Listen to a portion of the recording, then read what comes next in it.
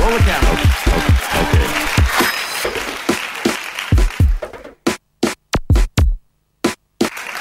Good evening, ladies and gentlemen. Tonight we are featuring an interview with a very peculiar-looking gentleman. Scene 1, take 1.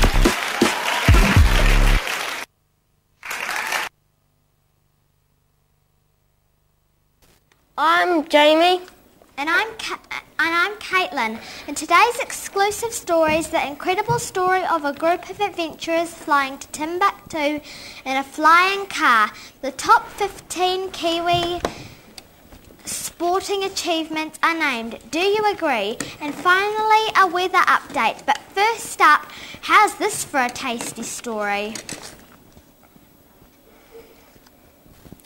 French artist Mr. Eat Everything has been awarded a Guinness World Record for the strangest diet.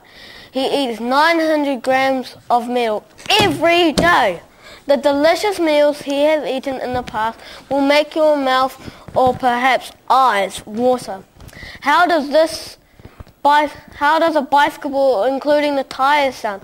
Or perhaps you would like a supermarket trolley with your salad? Yes, Mr. Eat Everything has been both eating these objects as well as a television, chandelier, a bed, a computer, a pair of skis and a small airplane. That took him 2 years, surprisingly. He's not suffered from any illness even though his toxic diet is toxic. Doctors believe his stomach and digestive juices are twice as strong.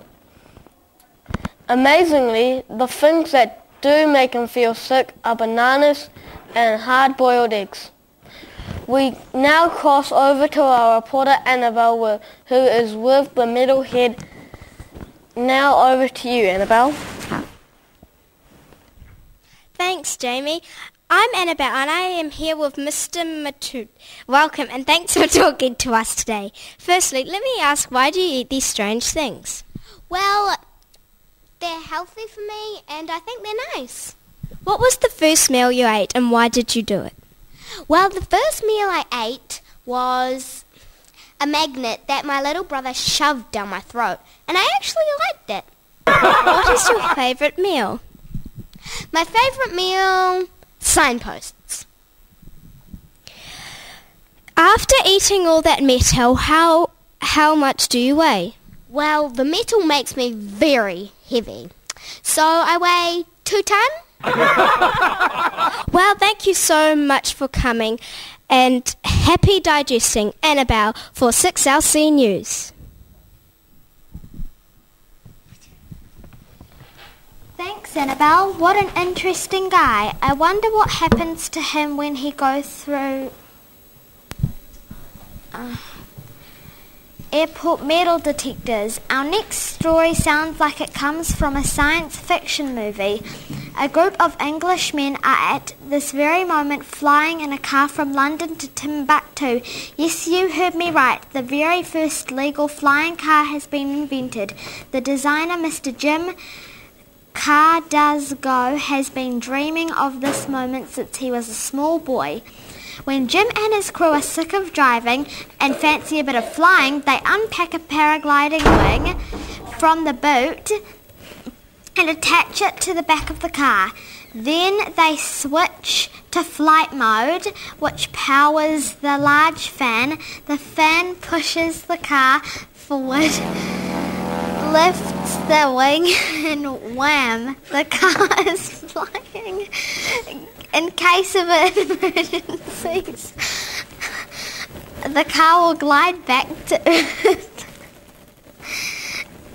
and is also equipped with emergency rocket-launched parachute. Let's hope the crew never need to use that. We are very lucky that Jim and his crew have allowed us to join them in a section of the trip. We now cross to Vanshika, who is actually in the Parajet Sky Car. Can you hear us, Vanshika?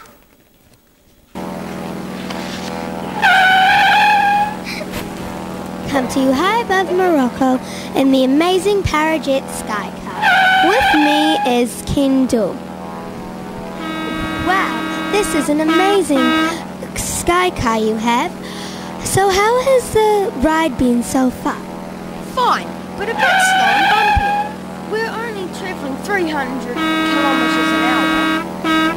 You said earlier that you had landed in some villages. What has been the reaction of the locals? Great! They are offering $15,000 per person to look inside. What happens when the weather is bad? My car starts dropping suddenly. If it is covered in nail polish, it flies normally. Can your car plane become a boat when it's on water? I haven't tried it. When I want to get rid of it, I will try it. It will probably sink. Well, thank you so much for allowing our cameras to join you. I'm Vanshika from 6LC News.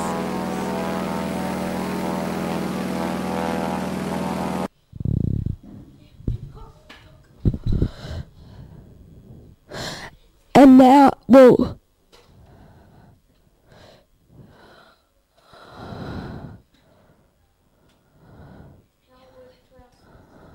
Now a word from our sponsors. Over to you, Mrs. Hardy. Warehouse Building Supplies. For all your building and timber requirements, trade prices to the public, 7 days a week. Thank you for that, Mrs. Hardy.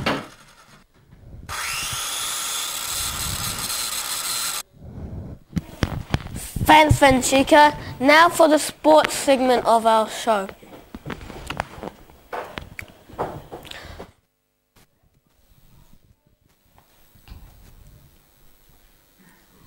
Released with new Kiwi sporting heroes constantly impressing us.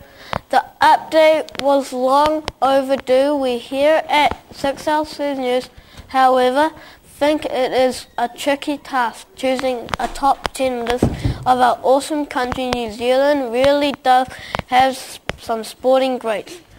There are some qualities of judges kept in mind choosing sporting heroes, the top sporting heroes. Firstly, they must be winners. Think cyclist Sarah Ulmer winning Olympic gold in the record time of the Kiwis winning the Rugby League World Cup last year.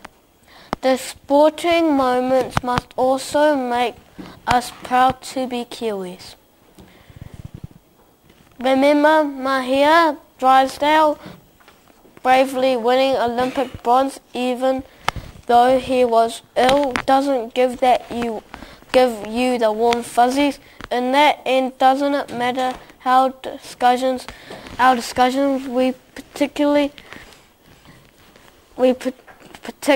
particular list will never be complete. We now cross over to a sporting correspondent with one of our nation's treasures. Over to you, Cara. Thanks, Jamie. I'm Cara, and here with me is none other than the Kiwi sporting hero, Elena. How do you feel about being one of the top New Zealand sports heroes? I think it's challenging and fun, and it makes me feel important inside. What is your favourite memory from your sporting career? My favourite memory is when I smashed the ball over the net in the final and won the game. Who is your favourite sports hero and why? My favourite sports hero is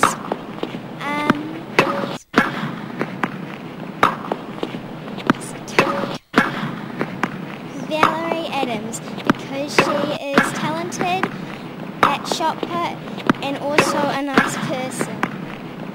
When did you start playing tennis? When I was 4.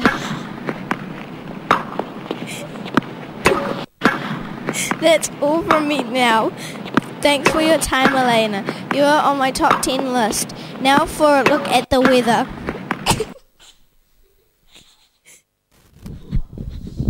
Thanks, guys. Let's take a look at tomorrow's weather across Aotearoa. Starting in the north, the sun shines in Kaitaia as usual. Morning sun in Auckland, rain in the afternoon. In Coromandel, the Bay of Plenty, light cloud, 18 degrees. In Hamilton, rain keeps you to 14 degrees. Rotorua to Taupo, thunderstorms and chilly temperatures. Napier Hastings are luckier with a sunny day and 26 degrees. In New Plymouth, an overnight low of -4 degrees means fresh snow but a beautiful day. From Waiangu to Palmerston North, cloudy with warm temperatures, but in the capital head to the beach. Enjoy your sunny high of 28 degrees. Across the Cook Strait, Nelson tops high with 31 degrees. Showers in Kaikoura peak by midday, so leave your whale watching to the afternoon. In Christchurch, light cloud with snow. In Ashenbourne, sunny skies take you to 24 degrees, but dark angry skies bring heavy rain to the west coast. Moving south, thunderstorms spread inland towards Queenstown, where a chilly 8 degrees brings a fresh dump of snow. A sunny day follows snow in Dunedin. 18 degrees is your high. And finally, cold temperatures bring snow to Invercargill, hail to Stewart Island. Well, New Zealand, that's your weather. Back to you, Jamie and Caitlin, in the studio. Thanks, Lucy. Looks like it's going to be a warm one in Wellington tomorrow, and on that note, we have to call it a wrap. We hope you enjoyed the show. Many thanks to each of our guests, and thanks very much to you for watching. Same time, we'll be back same time tomorrow, same place with more of the latest current events. Until then, I'm Jamie. And I'm Caitlin for 6 Hour Seniors. Goodbye, Katayanu. And catch you later. Goodbye.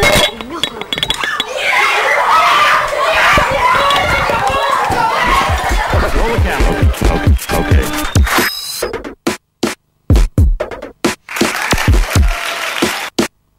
Good evening, ladies and gentlemen. Tonight we're featuring an interview with a very peculiar-looking gentleman. Scene one, take one.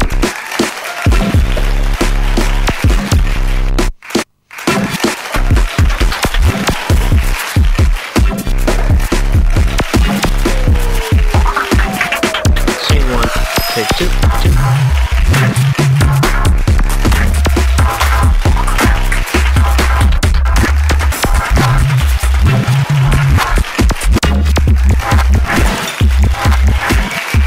Take two.